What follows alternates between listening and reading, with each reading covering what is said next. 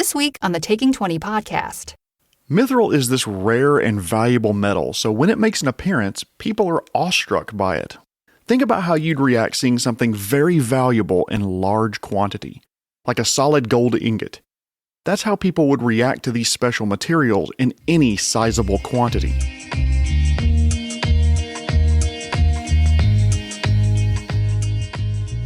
Hello and welcome to episode 157 of the Taking 20 podcast, this week all about special materials in your world. This podcast is sponsored this week by the book Resigned, How to Know When It's Time to Go, now available both at Amazon and Barnes & Noble. Check it out today. I also want to thank our other sponsor, dentists. No matter what time you actually make your appointment, it's usually after 2:30. Tooth hurty. Oh yeah, baby, we're starting off the year with a bang. Do you have a topic idea for the podcast? If so, please DM me on Facebook or Insta or email it to me at feedback@taking20podcast.com. It might just appear here in a future episode. Happy New Year! Welcome to 2023, and I, for one, hope 2022 is resigned to the dustbin of history, and that entire year can eat a bucket of whatever genitalia it finds distasteful. But looking forward with positivity. Wherever you're listening, I sincerely hope your 2023 is your best year of gaming yet. A donor to my coffee asked me about tips for using special materials in my world. I thought it'd make for an interesting topic, so thank you so much for the donation and the topic ideas. And if you'd like to contribute to the life of the podcast, please consider making a one-time or recurring donation over at ko-fi.com/taking20podcast. If we're going to talk about special materials, then we need to talk about standard materials. And what materials are standard in your world may change depending on a number of factors in that game world. By default, in both Pathfinder 2e and 5e, civilizations are up to the technology level where they can work with steel. But let's face it, steel isn't that intuitive to make. It's iron mixed with more carbon at temperatures north of 2,600 degrees Fahrenheit, about 1,425 degrees Celsius. Research on this topic, I found out that they found steel dating back at least 4,000 years in Turkey, and by about the 4th century BCE, steel was being made consistently in southern India. So thank you for tuning in to this new podcast about steel and large steel structures. Check out Heavy Metal every week where fine So in most campaign worlds, steel is the default metal of choice for everything from weapons to armor to probably plow blades and cooking utensils. Which, by the way, thanks to episode 318 of a real podcast called No Such Thing as a Fish by the research elves at QI, and please note I'm not actually being racist towards elves or ancestryist, or that's what they call themselves, the research elves. Back when eating utensils weren't made of stainless steel, whatever you ate would take on a different flavor depending on whether you're eating with iron, copper, or even gold utensils. You'd taste the metal just as much as the food. That's just another way that stainless steel has benefited the modern world. God, how the heck did I get here? Oh, that's right. So steel may be the default metal, and if you're running a traditional campaign, that very well may be the standard metal for everything that's made. But what if you're running a campaign where steel isn't a thing yet? In the Iron Age or Bronze Age or maybe Copper or Stone Age? Or what about a world maybe that metal doesn't even exist in? Everybody's using stone armor and blunt weapons. Obsidian sharp weapons like daggers and spear tips. They're deadly but fragile. In these cases, you'll definitely be dealing with a different quote-unquote default material than steel. But I'm going to proceed as if that's not the case, as if steel is the normal metal that you're using in your world. So with that assumption made, when I refer to special materials, I'm talking about material that is different than whatever that default metal is for your world. Here comes the brilliance you expect from this podcast, so buckle up for wisdom. Special materials are, by very nature, special. There it is. Take that soundbite home with you and apply it to your game world. Special materials should be special. Whew! I'm glad I'm done with the research for this week. Man, tune in next week where I'll talk about how half-orcs are also half something else. Okay, special materials should generally be rare. If you've seen the Lord of the Rings trilogy of movies, you know that a mithril shirt plays a role in an important scene, and later in the trilogy as orcs and goblins fight over the possession of it. When the mithril shirt is revealed, there's a sense of wonder and awe by nearly everyone who looks on it, well, except for Gandalf, who just nods knowingly because he's like fucking thousands of years old, and it takes more than a shiny shirt to ruffle his robes. For everybody else, though, mithril is this rare substance that even dwarves hardly ever see, much less hobbits seeing it.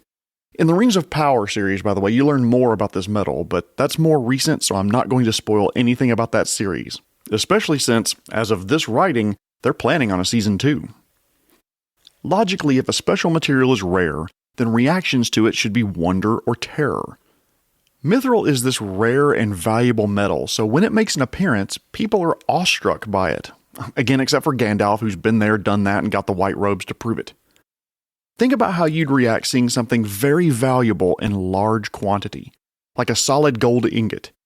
That's how people would react to these special materials in any sizable quantity. Now here's where DMs you need to understand your game world, because what sizable quantity means depends on the material, especially how rare it is and how useful it is. In default game worlds, darkwood is this very rare thing. But could your world be, overrun by it? So that every spear haft and rocking chair is made from it? Absolutely.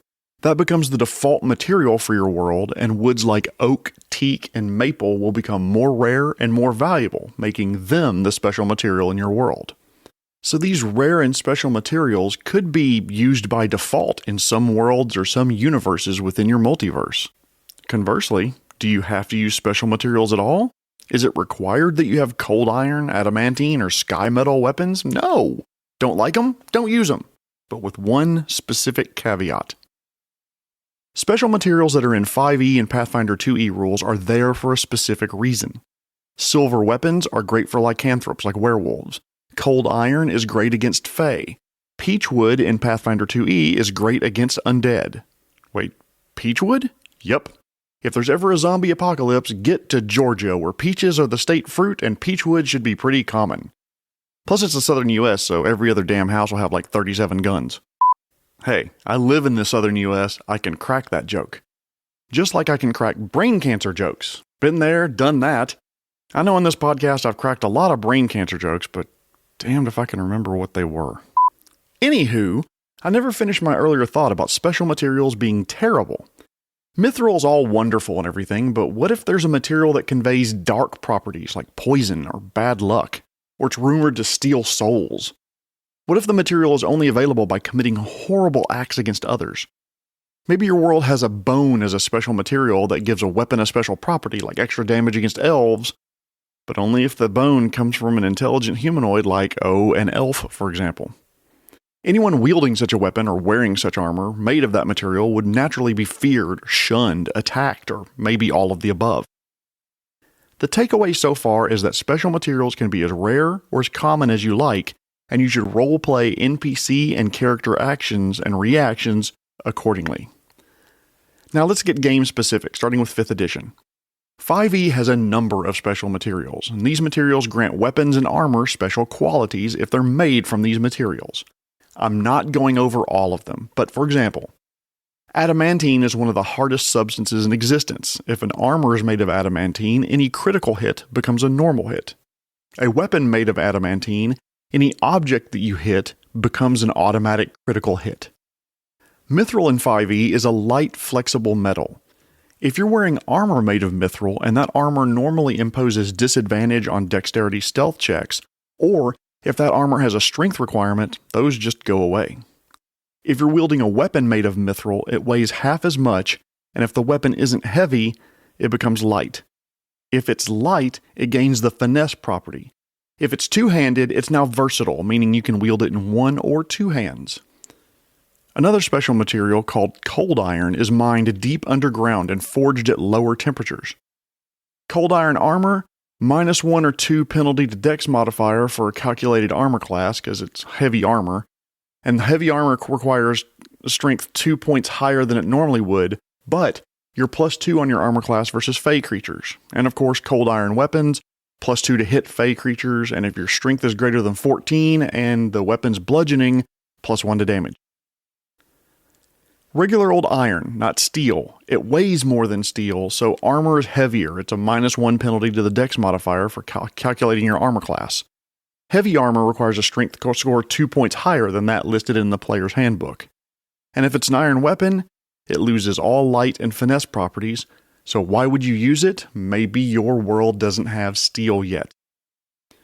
The core rulebooks define numerous other special materials like bronze and copper, stone, bone, rustic wood, all with their special, unique rules applied to them. None of those that I just listed, by the way, would be affected by rust monsters. So, hey, if you're going hunting for those big aberrant beasties, strap on your copper breastplate and take up a bone spear against that nasty monster. Some of these materials, copper for example, when used on weapons or armor can give them the fragile property, meaning they're not as sturdy as traditional steel weapons. In 5e, fragile weapons require a DC 10 dexterity sleight of hand check on any natural one on an attack roll, otherwise that weapon is damaged. Damaged weapons only deal half damage on successful hits, and damaged weapons that get damaged further are destroyed and useless. Fragile armor, on the other hand, falls apart when it hit with heavy blows. On a critical hit against you, make a DC 10 dexterity acrobatics save or the armor is damaged, and the AC bonus it grants is halved. Already damaged armor becomes destroyed if it happens again. Copper, stone, bone, rustic wood all have similar rules associated with them. Now jumping over to Pathfinder 2e, there are a lot more special materials defined in the rules. There's some that overlap with 5e, even if the rules are slightly different. Adamantine, for example, the armor is more durable and weapons disregard half of an object's hardness. Cold iron, Fae that critically fail an unarmed attack against a creature wearing cold iron armor becomes sickened 1, and the weapons deal additional damage to Fae. Mithril armor is lighter. Dragonhide armor is immune to 1 damage type depending on the color of the original dragon. White dragonhide armor, for example, would grant immunity to cold damage. Silver deals more damage to creatures with weaknesses to it and can ignore certain resistances of other creatures like devils. Pathfinder 2e, as expected, has a lot more variety when it comes to special materials. Abyssium, for example, deals poison damage on every hit. Darkwood armor and weapons are lighter and count as non-metal. Jezzet absorbs magical energy. Critical hits made with a Jezzet weapon against a prepared or spontaneous spellcaster cause that target to lose 1 prepared spell or 1 spontaneous spell slot unless the target succeeds at a will save. Grisantian pelt, rare and precious animal skin, it's gold, it shines in the sunlight. It can be used to make nearly any item made of cloth, leather, or hide.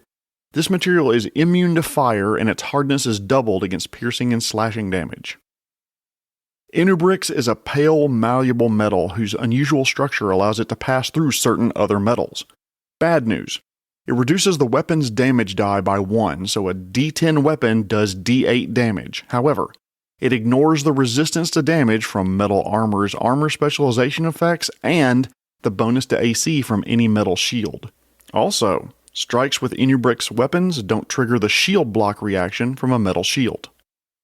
There's also No-Qual and Sovereign Steel, which is extra damage to summon creatures and can do extra damage effects to spellcasters.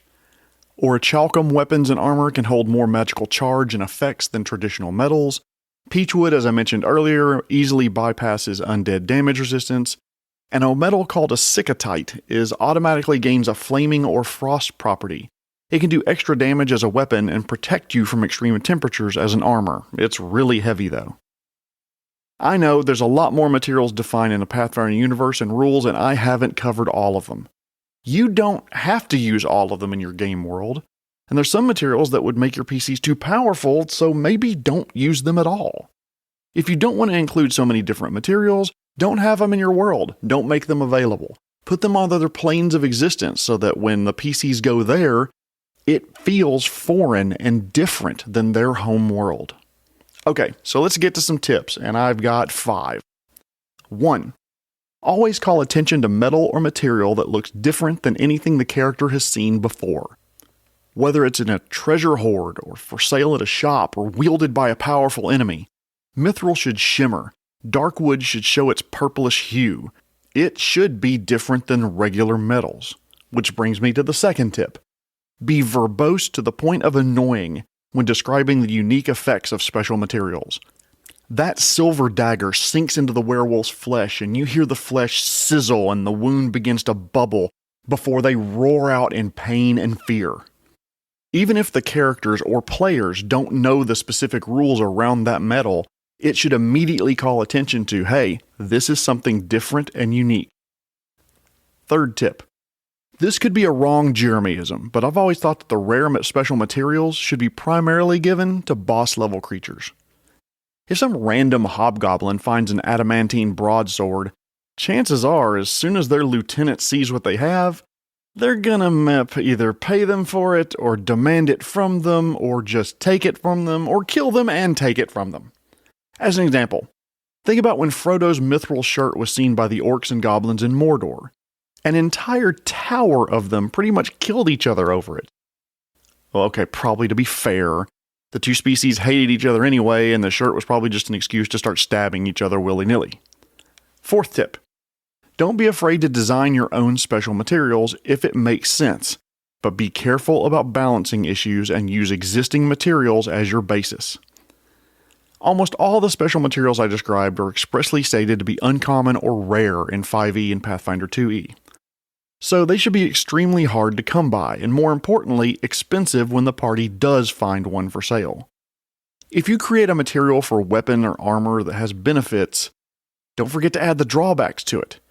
Rarely is something a pure benefit without some sort of negative side effect. It could be as simple as cost being the negative side effect. But maybe items made with a gold sheen on it or etchings inside the metal to give it a bonus to diplomacy checks, maybe they're heavier and more expensive to purchase. But the negative effect could be much, much more dangerous if you want to be creative. Maybe you decide you want to use naga hide as a rare armor material that grants a bonus against poison effects. Sounds great, sounds fun. Of course, naga are intelligent, very intelligent, and they really don't like giving up their skin, so that material obviously will be rare and expensive. Also, imagine you're a naga, you see someone wearing armor made of one of your fellow naga's skin. That'll likely make it your life's mission to make sure that person doesn't live to a ripe old age. Fifth tip. Generally, special materials will help in only one mode of play for the character on an adventure. As a reminder, adventuring is divided up in 3 different modes: encounter mode, exploration mode, and downtime mode. If the special material helps with encounter mode, maybe it grants bonuses to combat abilities like additional hit and damage, or maybe it's a different type of encounter. Maybe it grants bonuses for social interactions. This will generally be the most common bonus provided by most special materials. But there could be a special material that grants bonuses in exploration mode, so maybe bonuses to distance covered whenever they're exploring, or their ability to stealth in certain areas and among certain foliage and so forth, or maybe even a bonus to find other items. Or if it grants a bonus in downtime mode, maybe that flute made of, alchemical silver lets the bard make more money doing downtime performance work. Special materials should be just that, special in your game world. Otherwise they're just materials. Giving every Tom, Nancy, and Melikor the dwarf an adamantine weapon makes adamantine lose its luster. Save them for those special, valuable, and hard-to-come-by treasure hoards, rare and wondrous shops, and give what few exist to bosses and creatures designed to be difficult combats. I'll bet you and your players would have fun doing it. Do you like this podcast? If so, please consider retweeting it or sharing our posts on social media. I passed 25,000 downloads over the life of the podcast this week, and I am sincerely hoping that you'll help me continue to grow it. Tune in next week when I'll continue the lore series. I haven't done enough 5e lore, so next week I'm going to talk about the time of troubles, when gods walked and some died among the mortal races of Faerun. If you haven't checked it out yet, please take a look at the book Resigned, How to Know When It's Time to Go, available at Amazon and Barnes & Noble today. I also want to thank our other sponsor, dentists. When you go to the dentist, you'll talk to the hygienist, you'll get your teeth cleaned, you'll be told you're not flossing enough. You know the drill. This has been episode 157, all about special materials. My name is Jeremy Shelley, and I hope that your next game is your best game. The Taking 20 podcast is a Publishing Cube media production. Copyright 2023. References to game system content are copyright the respective publishers.